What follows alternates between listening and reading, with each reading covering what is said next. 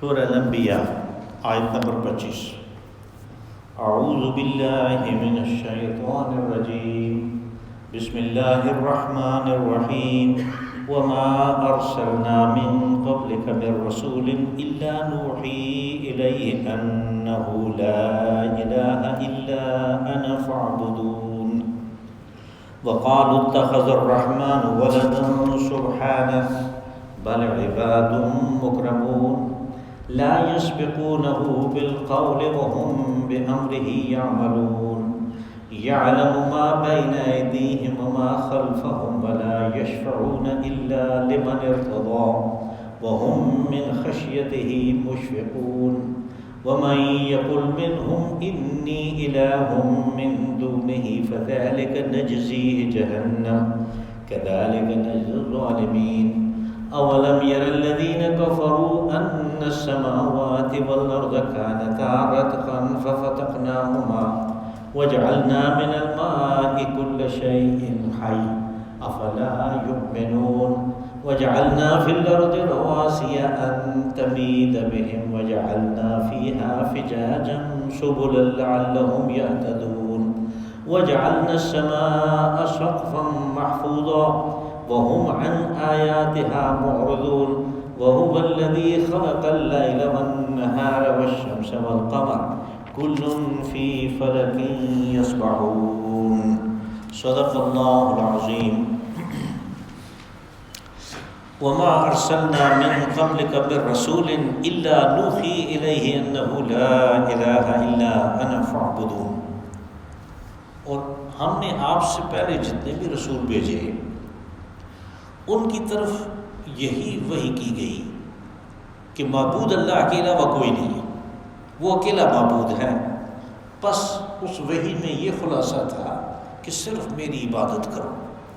وقالوا اتخذ الرحمن ولدا سبحانہ، اور لوگ کہنے لگے کہ خدا رحمان نے اولاد بنا لی ہے۔ وہ ان باتوں سے پاک ہے، ان کمزوریوں سے وہ پاک، ارفع و اعلیٰ ہے۔ بل عباد مکرمون، اور جن کو وہ اس کے بیٹے یا بیٹیاں قرار دیتے ہیں وہ تو اس کے بڑے باعزت بندے ہیں۔ لا یسبقونہ بالقول، وہ کبھی بھی اپنی بات میں پہل نہیں کرتے، یعنی اپنی طرف سے وہ کچھ بھی نہیں کہتے۔ وہم بامرہ یعملون، وہ صرف اللہ کے حکم کی بجا آوری کرتے ہیں۔ یعلم ما بین ایدیہم وما خلفہم، اور وہ جانتا ہے کہ جو ان کے آگے ہے جو پیچھے ہے۔ ولا یشفعون الا لمن ارتضی، اور وہ کسی کی بھی سفارش نہیں کرتے ہاں جس کے بارے میں اللہ کی رضا ہو۔ وہم من خشیتہ مشفقون، اور وہ اللہ کے خوف سے لرزا رہتے ہیں۔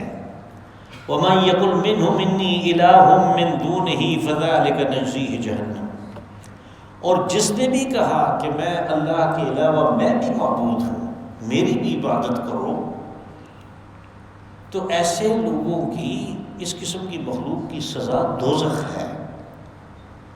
كَذَلِكَ نَجْزِي الظَّالِمِينَ، اور یہ ظالم لوگ ہیں ایسا کہنے والے، اور ان کو اسی طرح کا بدلہ دیا جاتا ہے۔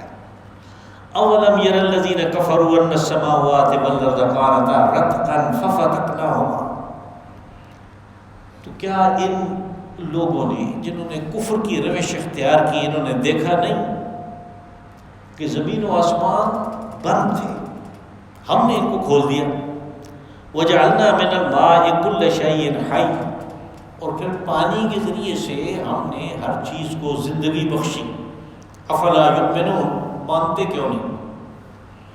وجعلنا فی الارض رواسي ان تمید بهم، اور پھر زمین میں ہم نے پہاڑ گاڑ دیے تاکہ یہ بیلنس رہے اور ان لوگوں کو لے کے کسی طرف لڑک نہ جائے۔ وجعلنا فيها فجاجا سبلا لعلهم يهتدون، اور پھر ان پہاڑوں کے درمیان ہم نے درے رکھے راستوں کے لیے تاکہ لوگ ایک دوسرے سے مل سکیں، راہ پا سکیں۔ وجعلنا السماء سقفا محفوظا، اور آسمان میں ہم نے آسمان کو ان کے اوپر ایک محفوظ چھت کی شکل کینوپی بنا دیا. وَهُمْ عَنْ آيَاتِهَا مُعْرِضُونَ، اور اس میں جو ہم نے اپنی نشانیاں رکھی ہیں اس سے یہ منہ موڑے ہوئے ہیں. وَهُوَ الَّذِي خَلَقَ اللَّيْلَ وَالنَّهَارَ وَالشَّمْسَ وَالْقَمَرَ، اور اللہ تو وہ ہے کہ جس نے رات اور دن اور پھر سورج اور چاند پیدا کیا. کل فی فلک یسبحون، اور ہر ایک کے لیے ایک مدار مقرر کیا جس میں وہ تیرتا پھرتا ہے. یہ جو ہماری آج کے درس کی پہلی آیت ہے، یہ پچھلے درس میں ایک بات آئی تھی کہ ھذا ذکر من معی و ذکر من قبلی، یعنی جو میرے پاس کتاب ہے اس میں بھی یہی بات ہے، اور جو پہلے کتابیں آئی تھیں ان میں بھی یہی بات ہے. جو پہلے کتابیں آئی تھیں من قبلی، یہ اس کی تشریح ہے پہلی آیت، اس کی وضاحت ہے کہ وَمَا أَرْسَلْنَا مِن قَبْلِكَ مِن رَّسُولٍ إِلَّا نُوحِي إِلَيْهِ، کہ ہم نے جو بھی رسول اس سے پہلے بھیجے ہم نے ان کی طرف یہی وحی کی کہ اللہ ایک ہے. اس میں توحید کی بات تھی، اس میں شرک سے قطعی انکار اور توحید تھی، اور اس میں یہ بات تھی کہ لا الہ الا انا فاعبدون، کہ بس صرف میری عبادت کرو، میری اطاعت کرو. اب ہم دیکھتے ہیں کہ اگرچہ سابقہ کتابوں میں بہت زیادہ تحریفات ہو گئے، لیکن اس کے باوجود ان کے اندر توحید کا مضمون موجود ہے، اس سے قطعی طور پہ انکار نہیں کیا جا سکتا. ان تحریفات کے باوجود توحید موجود ہے. پھر ان سابقہ کتابوں میں جسے ہم کہتے ہیں اولڈ ٹیسٹمنٹ، عہد نامہ قدیم، اس میں حضرت ابراہیم علیہ السلام کا صحیفہ بھی ہے، اور حضرت ابراہیم علیہ السلام کا تو وہ اس دنیا میں پیغام ہی صرف توحید کا ہے، اور اس توحید کے لیے ہی تو انہوں نے وہ سارا کچھ کیا، تمام قربانیاں دیں، تمام آزمائشوں سے گزر گئے، سارے امتحانوں سے گزر گئے توحید کے لیے، اور اللہ حاصل کیا. ساری کتابیں جن کا کچھ نہ کچھ تذکرہ، کچھ حصہ موجود ہے، اس میں توحید کی بات ہے، یہاں اس کا حوالہ ہے. وَقَالُوا اتَّخَذَ الرَّحْمَنُ وَلَدًا سُبْحَانَهُ. اب اس کے برعکس یہ جو مکہ والے ہیں انہوں نے اللہ کے ساتھ یہ بات جوڑ دی کہ اس نے اولاد بنا لی ہے، ملائکہ اس کی بیٹیاں ہیں. یہ خاص طور پہ ان کی طرف اس کا حوالہ ہے، ورنہ کہنے کو تو حضرت عیسیٰ علیہ السلام کو عیسائیوں نے خدا کا بیٹا قرار دے دیا، یہود کے ایک طبقے نے حضرت عزیر علیہ السلام کو اللہ کا بیٹا قرار دیا. لیکن یہاں پہ جو مکہ والے ہیں جنہوں نے ملائکہ کو اللہ کی بیٹیاں قرار دیا ہے، یہ ان کی بات ہو رہی ہے. وَقَالُوا اتَّخَذَ الرَّحْمَنُ وَلَدًا، ولد جو ہے یہ مذکر و مؤنث واحد اور جمع سب کے لیے یہ استعمال ہوتا ہے. کبھی اولاد بھی کر لیتے ہیں لیکن وہ زیادہ تر اردو میں ہوتا ہے. تو ولدن سبحانہ، سبحانہ اس بات کو واضح کرتا ہے کہ اس کے اندر کمزوریاں ہیں. اس بات میں جو اولاد کی تمنا ہے، جو اولاد کی خواہش ہے، وہ انسان کی کمزوری کی بنا پہ ہے کہ میں نے بوڑھا ہونا ہے، میں نے بیمار ہونا ہے، میرے قوا اس طرح کام نہیں کریں گے تو مجھے اس وقت بھی کچھ نہ کچھ چاہیے اپنی ضروریات کو پورا کرنے کے لیے. تو وہ کون کرے گا؟ اس کو پتہ ہے میری اولاد ہوگی تو وہ کرے گی. پس اولاد کے لیے جو تمنا ہے اس کے تحت الشعور میں وہ کمزوریاں ہیں، اور اللہ ہر قسم کی کمزوری سے پاک ہے. ان کمزوریوں سے وہ عرفہ و اعلیٰ ہے، اس لیے کہا سبحانہ، وہ اس سے برتر ہے، ان تمام تقاضوں سے وہ برتر ہے. بل عباد مکرمون، بلکہ جن کو یہ اللہ کی بیٹیاں قرار دے رہے ہیں وہ تو اس کو اس کے بڑے عباد مکرمون، بڑے باعزت بندے ہیں، یعنی جن کے نام کے ہی انہوں نے بت بنا رکھے ہیں. اور میں نے گزارش کی تھی کہ وہ سارے کے سارے نام جو ہیں وہ مؤنث ہیں. یعنی ہم جب کہتے ہیں کہ مکہ والوں کا بت تھا لات، منات، عزا، یہ سارے مؤنث نام ہیں. جیسے ہم کوئی نام دے تو فوری طور پہ سمجھ جاتے ہیں کہ یہ لڑکا ہے یا لڑکی ہے۔ اسی طرح عرب بھی مؤنث جو عورتوں کے نام، لڑکیوں کے نام علیحدہ قسم کے رکھتے ہیں، ان سے تانیث، ان کی تانیثیت اس نام سے ظاہر ہوتی ہے۔ اور یہ نام لڑکیوں کے ہیں، لات و منات عزا، ان کے بارے میں کہا کہ بل عباد مکرمون، وہ جو فرشتے ہیں جن کی یہ نسبت دیتے ہیں کہ یہ اللہ کی بیٹیاں ہیں، وہ تو اس کے بڑے باعزت بندے ہیں۔ اب ان کی باعزت ہونے کی کہ کیا بات ہے، وہ صاحب اکرام کیوں ہیں؟ ان کی وجہ بتائی کہ لا یسبقونہ بالقول، وہ بات میں پہل نہیں کرتے۔ سبقت کہتے ہیں نا آگے جانے کو، بالقول یعنی بات میں وہ آگے نہیں نکل جاتے کہ اپنی طرف سے کوئی بات کریں، آگے بڑھ کے کوئی بات کریں۔ ہمارے ہاں جیسے اگر وہ بیٹا آگے بڑھ کے بات کرتا ہے تو باپ اس کو پسند نہیں کرتا، تو وہ اس کو کہتا ہے کہ جو بات پوچھو وہ بتاؤ، یہ تم کیا میرے ساتھ کر رہے ہو؟ تو اللہ نے بھی ان کے لیے جو حد مقرر کی ہوئی ہے وہ یہ ہے کہ وہ آگے بڑھ کے اپنی طرف سے اپنا آئیڈیا کوئی نہیں پیش کرتے۔ وَهُمْ بِأَمْرِهِ يَعْمَلُونَ، وہ تو تیار کھڑے ہیں کہ حکم ہو اور ہم اس کی بجا عملی کریں۔ جیسے کل میں نے حضرت اسرافیل کی مثال دی تھی، یعلم ما بین ایدیہم وما خلفہم۔ اب اگلا مسئلہ اصل آ گیا کہ یہ تو ان کو بیٹیاں قرار دیتے تھے اور ساتھ میں کہتے تھے یہ ہماری سفارش کریں گی، اب بھی انہی کی خوشنودی کی وجہ سے ہمارے حالات درست ہیں۔ اب مکہ والے، اللہ نے ان کے اوپر انعام و اکرام کیا، یعنی ان کے ہاں مکہ میں کوئی زراعت نہیں ہے، کچھ بھی نہیں پیدا ہوتا، اور اسی طرح وہاں پہ کوئی انڈسٹری نہیں ہے، پیداوار کا کوئی ذریعہ نہیں، تو وہ تجارت کرتے تھے، اور اس تجارت میں اپنی جغرافیائی محل وقوع کی وجہ سے وہ خوب نفع کماتے تھے۔ وہ ایسے کہ جو لوگ مشرق سے سامان لے کے جاتے تھے یمن کی بندرگاہوں پہ، اب وہ تو بحری جہازوں پہ آئے ہیں، ان کے پاس آگے صحراؤں میں اور خشکی میں چلنے کے لیے کچھ بھی نہیں ہے، تو وہ وہاں پہ فروخت کرتے تھے۔ اور یہ سردیوں کا موسم ہوتا تھا تو وہ گرم جگہ ہیں، اور یہ لوگ مکہ والے وہاں جا کے وہ چیزیں خرید لیتے تھے، پھر یہ اپنے ہاں آتے تھے شمال میں، اور وہاں سے مزید شمال میں یہ گرمیوں میں چلے جاتے تھے، اور شام کی منڈیوں میں، ہومس، انطاکیہ، ان شہروں میں یہ سامان کو بڑے مہنگے داموں فروخت کر دیتے تھے، اور وہاں سے وہ چیزیں لے آتے تھے جو ٹھنڈی جگہوں پہ پیدا ہوتی ہیں، اور اگلے سیزن میں یمن میں جا کے ان چیزوں کو فروخت کرتے تھے، اور وہ جو بحری جہازوں پہ آتے تھے، کشتیوں پہ آتے تھے، وہ لے کے جاتے تھے اپنے ہاں، کہ وہ چیزیں ان کے ہاں نہیں ہوتی تھی۔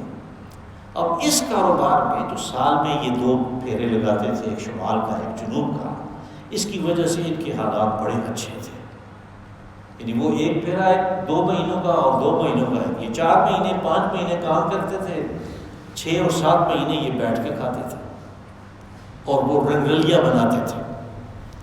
تو وہ کہتے تھے کہ ہماری یہ خوشحالی جو ہے، جو معیشت کی خوشحالی ہے، یہ ان کی خوشنودی کی وجہ سے، بس وہ مزید ان کے لیے، یعنی وہ ان کے نام کی دیگیں پکاتے تھے، ان کے ڈنڈوت کرتے ہوئے جاتے تھے۔ آپ یاد رکھیں کہ یہ بت انہوں نے ان تجارتی راستوں میں رکھے ہوئے تھے، ان کے نیچے سے گزر کے جاتے تھے۔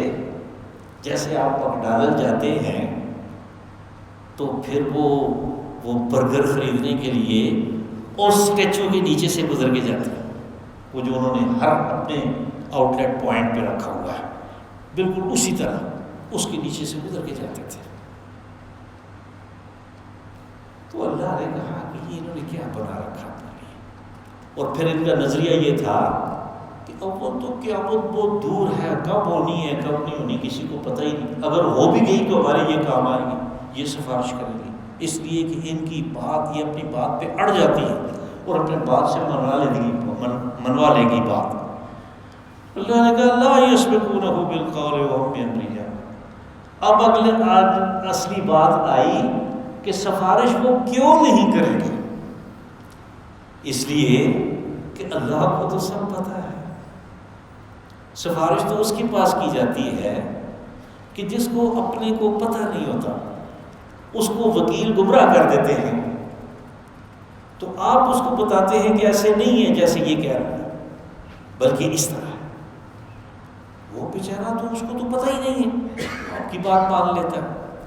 اللہ کو تو کوئی یہ نہیں کہہ سکتا کہ ایسے نہیں ہے، یہ بڑا اچھا آدمی ہے، اس کو کیوں دوزخ میں ڈال رہے ہیں، اس کو تو سارا پتہ ہے۔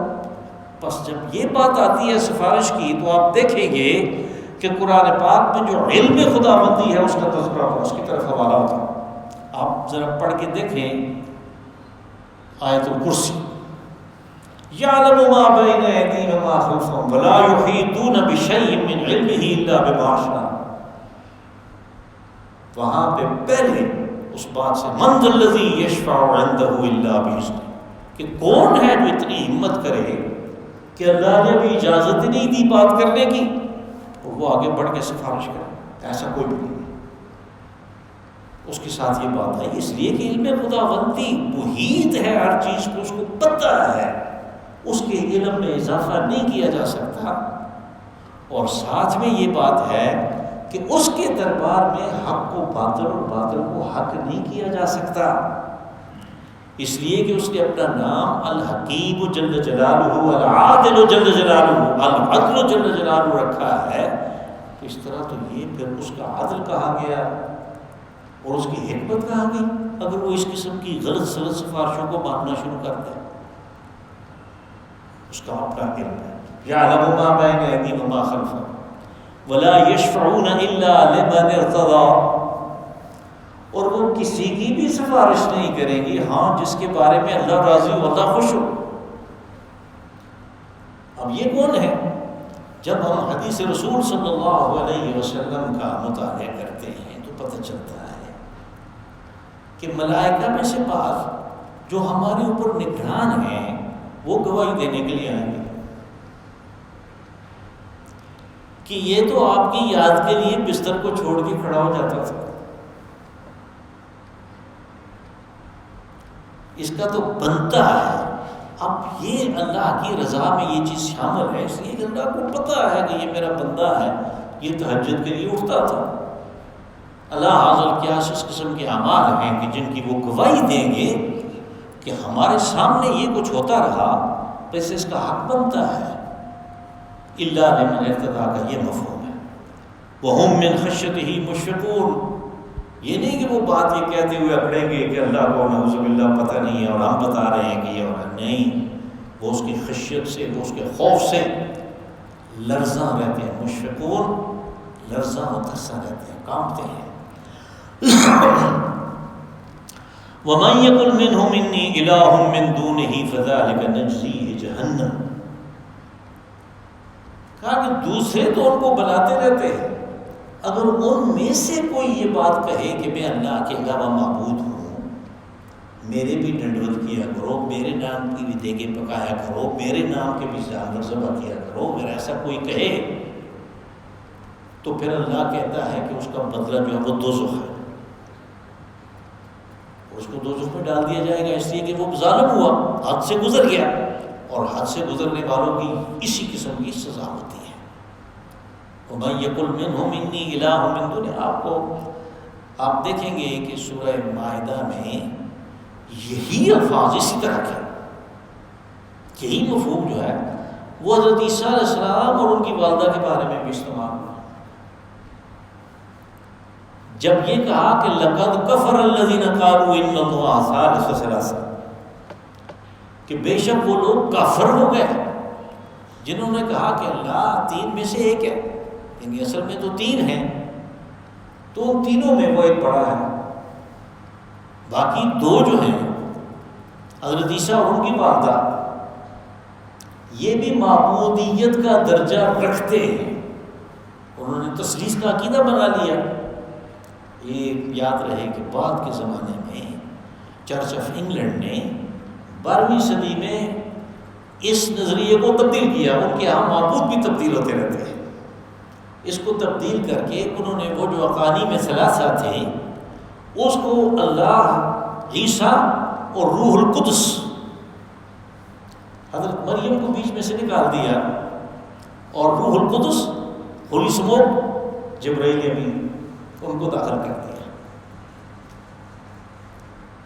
تو ان کے بارے میں بھی یہی کہا کہ لقد کفر الذین قالوا ان اللہ ثالث ثلاثہ وما من الہ الا الہ واحد ان لم ينتهوا عما يقولون ليمسن الذین کفروا منهم عذاب علیم. اللہ نے فرمایا اگر وہ باز نہیں آئے اپنے اس عقیدے سے تو پھر ان کے لیے دوزخ کا عذاب، دردناک عذاب. یہی چیز یہاں پہ بھی استعمال ہوئی. اولم یر الذین کفروا ان السماوات والارض کانتا رتقا ففتقناهما. کہا کہ یہ جو لوگ جنہوں نے کفر کی روش اختیار کی ہے ان کو نظر نہیں آتا کہ زمین و آسمان بند تھے. کانتا رتقا، وہ بند تھے. اس کا تو ہمارے ہاں مفسرین نے ایک ہی مفہوم لکھا ہے اور وہ یہ ہے کہ بند ہے یعنی بارش نہیں ہو رہی. زمین بند ہے یعنی اس نہ ہونے کی وجہ سے نباتات کوئی چیز اگ نہیں رہی. ففتقناہما، پھر ہم نے ان کو کھول دیا. آسمان کا وہ کھل گیا منہ تو بارشیں شروع ہو گئی اور زمین کو دیکھو تو ہر چیز اس میں سے اگنے لگی تو دونوں کھل گئے. ففتقناہما. لیکن ہمارے ہاں کچھ مفسرین ایسے بھی ہیں ابھی اس دور میں کہ جنہوں نے سائنس بھی کافی ساری پڑھ رکھی ہے اور سائنس میں ایک مضمون یہ بھی ہے کہ اس کائنات کی، اس زمین و آسمان کی، سورج چاند ستاروں کی تخلیق کیسے ہوئی وہ کیا بتاتی ہے. تو وہ سارے اس بات پہ متفق ہیں کہ یہ سارا کچھ پہلے ایک ہی تھا، پھر ایک دھماکہ ہوا جس کو بگ بینگ کہتے ہیں. تو ہمارے یہ جو جدید مفسرین ہیں وہ اس آیت سے اس بگ بینگ کا استدلال لے کے آتے ہیں کہ وہ جڑے ہوئے تھے سب کچھ آپس میں، پھر ہم نے ان کو کھول دیا، بگ بینگ ہوا. لیکن یہ چونکہ بالکل ہی جدید، جیسے ڈاکٹر ذاکر نائک ہیں، جیسے ڈاکٹر اسرار تھے، اس قسم کے لوگ ہیں وہ اس کی طرف حوالہ دیتے ہیں کہ اس کا یہ مفہوم بھی ہو سکتا ہے کہ یہ بگ بینگ کی طرف اشارہ ہے. چونکہ اس قسم کے خیالات تنزیل قرآن کے زمانے میں لوگوں میں نہیں تھے، ایسے سوال نہیں تھے، اس لیے ہم کہتے ہیں کہ یہ ہونے کو تو ہو سکتا ہے لیکن اس کا اصل مفہوم وہی ہے جو میں نے بیان کیا کہ وہ جڑے ہوئے تھے، وہ بند تھے، جڑے ہوئے نہیں وہ بند تھے. تو ان کا جب کھول دیا، اس لیے کہ آگے پانی کی بات ہو رہی ہے. وَجَعَلْنَا مِنَ الْمَاءِ كُلَّ شَيْءٍ حَيٍّ، کا پانی سے ہم نے ہر چیز کو زندگی بخشی. ہم دیکھتے ہیں کہ پانی کے بغیر انسانوں میں، حیوانات میں، جماعتات میں، نباتات میں کسی چیز میں زندگی کا کوئی تصور نہیں ہے، بلکہ اس کا بڑا حصہ جو ہے وہ پانی ہے. انسان کے وجود کا بڑا حصہ پانی ہے، حیوانات کے وجود میں پانی کا بہت بڑا حصہ ہے. اسی طرح جو ہمارے ہاں چیزیں اگتی ہیں ان میں پانی ہے، اور وہ پانی جو ہے اس کے اندر جو بڑھوتری ہے، جو ارتقاء ہے، جو بڑھنے کی ایک ڈیمانڈ اس کے اندر دائیا رکھا ہوا ہے، اس پانی کی موجودگی میں ہے. جب اس سے پانی خشک ہو جاتا ہے یا وہ پانی جم جاتا ہے تو اس کی موت واقع ہو جاتی ہے. سردیوں میں کیا ہوتا ہے پتوں کے ساتھ، تو پتوں کے اندر جو پانی ہے وہ پانی جب جم جاتا ہے تو وہ موت واقع ہو جاتی ہے، اس کی وہ گر جاتی ہے. تو آپ کے قدموں کے نیچے آوازیں آتی ہیں پتوں کی، گاڑیوں کے نیچے پتے ہیں، جدھر دیکھو پتے ہی پتے ہیں. تو وہ سارے مردہ حالت میں ہیں، یعنی ان میں وہ لائف کا سیل ختم ہو گیا ہوتا ہے پانی نہ ہونے کی وجہ سے. وجعلنا من الماء كل شيء حي افلا يؤمنون. کہا تم مانتے کیوں نہیں کہ زندگی اتنی زیادہ منحصر ہے پانی کے اوپر، اور پانی کا کنٹرول سارا ہمارے پاس ہے، سارا اللہ کے پاس ہے. تو اس بات کو تم مانو کہ ہر لمحے تمہاری زندگی کے ہر سانس کے لیے اور باقی چیزوں کے ہر سانس کے لیے یہ میں نے انتظام کر رکھا ہے. وجعلنا فی الارض رواسیا ان تمید بہم. رواسیہ تو اصل میں تو زبان کے لحاظ سے، لغت کے لحاظ سے یہ اس ہر چیز کو کہتے ہیں جو جمی جمائی ہو، ایک جگہ پہ اس نے جگہ پکڑی ہوئی ہو. اور یہ پہاڑوں کی صفت کے طور پہ استعمال ہوا، لیکن کبھی کبھار ایسے ہوتا ہے کہ کوئی صفت کسی چیز کے ساتھ ایسی جڑ جاتی ہے کہ وہی اس کا نام بن جاتی ہے. یعنی یہ جو لفظ رواسیہ ہے اسی سے ارساہا، وہ جو لنگر انداز ہونے کے معنی میں استعمال ہوتا ہے. یسألونک عن الساعۃ ایان مرساہا، کہ یہ کشتی جو چل رہی ہے اس دنیا کی، آپ سے پوچھتے ہیں رسول صلی اللہ علیہ وسلم یہ لنگر انداز کب ہوگی، یعنی کب قیامت برپا ہوگی. مرساہا، حضرت نوح علیہ السلام نے فرمایا بسم اللہ مجرہا و مرساہا، یعنی اس اللہ کے نام سے ہم اس کشتی میں سوار ہوتے ہیں جو اس کو جاری چلائے گا، جو اس کو لنگر انداز کرے گا. اس لیے کہ انسان تو خشکی کا جانور ہے، یہ تو ہم عمر پانی میں نہیں رہ سکتا. تو اس چیز کو یاد کیا انہوں نے اس وقت بھی، اور مرساہا، اس کو لنگر انداز بھی کرے گا. ان ربی لغفور رحیم.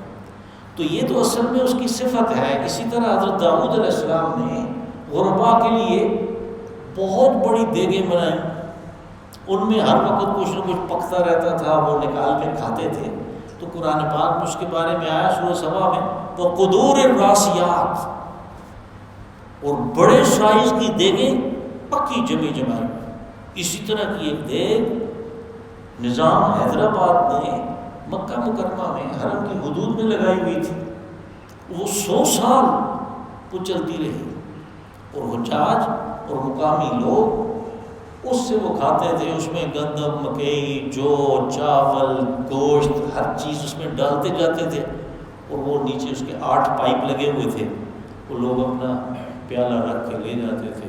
ایک بہترین قسم کی خوراک تھی قدور الراسیات. تو یہ اصل میں تو پہاڑ کی صفت، یعنی وہ جمی جمائی چیز ہوتی ہے کے طور پہ استعمال ہوا. بعد میں یہ صفت جو ہے یہ موصوف کے لیے بھی استعمال ہوگی.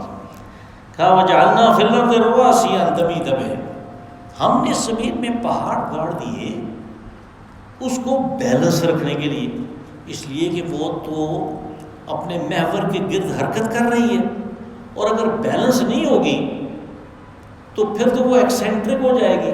کبھی آپ نے دیکھا ہوگا کہ وہ لاٹو چلاتے ہیں تو وہ بڑے اطمینان سے چل رہا ہے، بڑی ہائی سپیڈ میں چل رہا ہے، لیکن پھر اس کو پکڑ کے ایک طرف ایک میخ لگا دیں، وہ تو ان بیلنس ہو گیا. اس کو پھر چھوڑیں تو وہ آپ دیکھیں گے مسلسل ایسے کر رہے ہیں. اگر یہ زمین اس طرح کرتی تو ہم کدھر جاتے؟ یہ اللہ ہے کہ جس نے بار بار اس چیز کا تذکرہ کیا کہ اس کو میں نے متوازن رکھا ہوا ہے.